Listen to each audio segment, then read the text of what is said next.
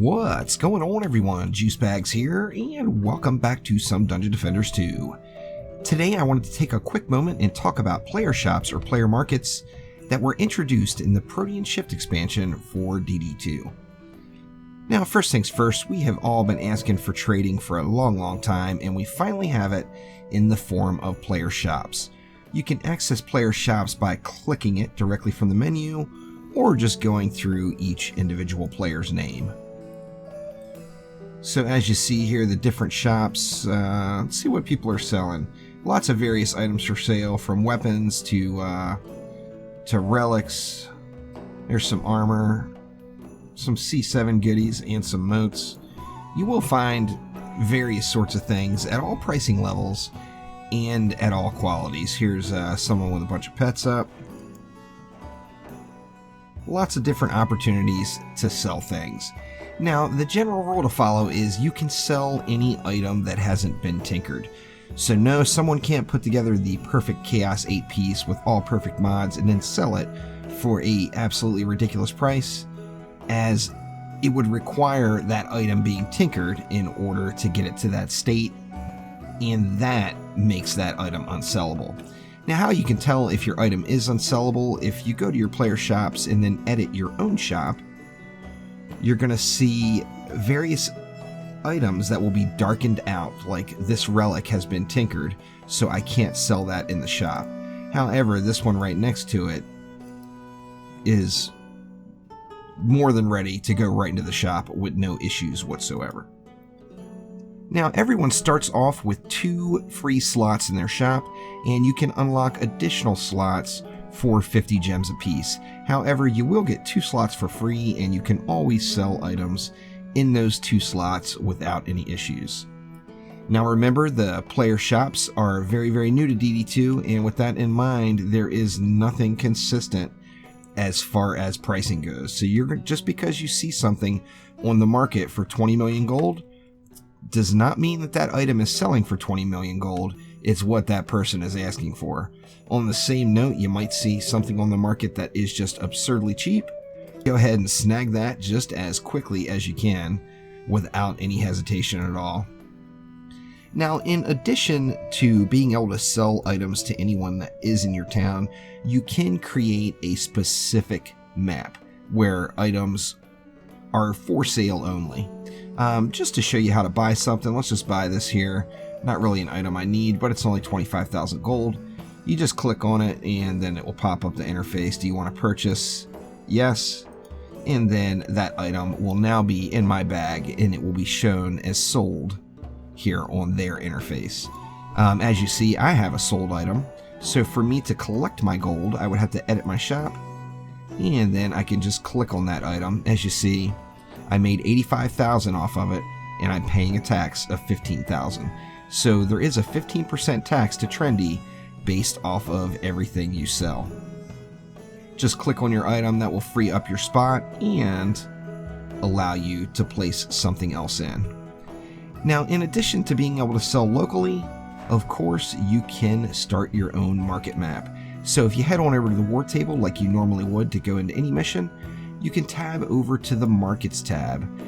You can start off with all. You can create a market of whatever type you like. So say you have a whole lot of pets to sell, you can create a pet market. As we see here, there is one already created, and it was a relics market. Let me go ahead and bring it back up, and we'll hop in and take a look at it. Now, there's a few unique things about the market. First off, everyone that's in the market should be either there to buy or there to sell. So everyone there, they're either there to spend some money or they're going to have an inventory that's available for you to look through for purchases.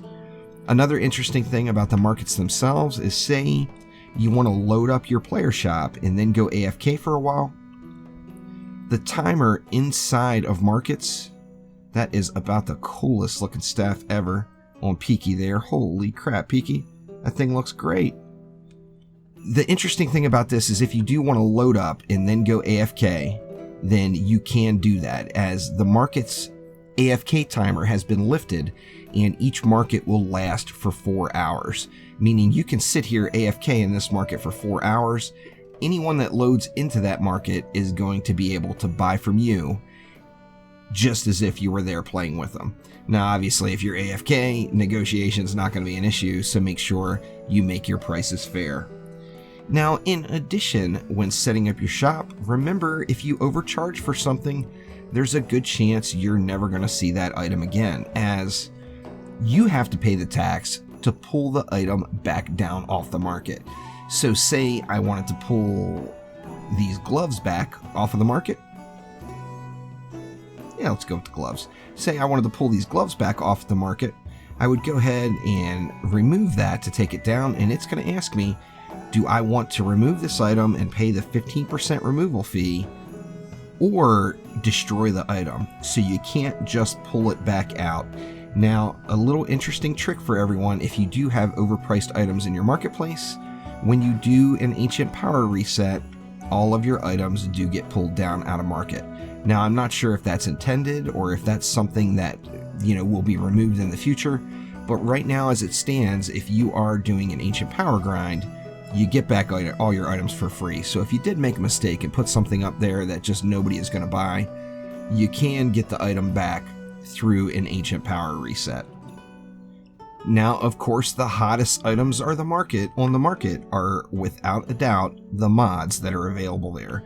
So just keep an eye out for mods, as that is the place that you are going to want to go to find any mods for sale from other players. So don't look at the item, look at the mod. Depending on the quality of the mod will, of course, depend on the sale price of that particular item.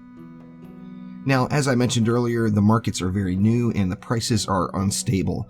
So if you see something up there at a ridiculously high price, wonder to yourself if that item is really worth it, as you're not going to have that pricing structure here for very long.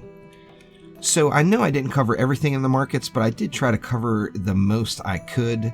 One other thing I wanted to note is someone that has not unlocked, say, Chaos 3 yet is not going to be able to buy a Chaos 3 item at the market. So you can't just buy your way through the game. You do have to, unlock each tier before you can purchase an item from that market. So anyway, like I mentioned, I know this doesn't cover everything, but I tried to hit everything that popped into mind.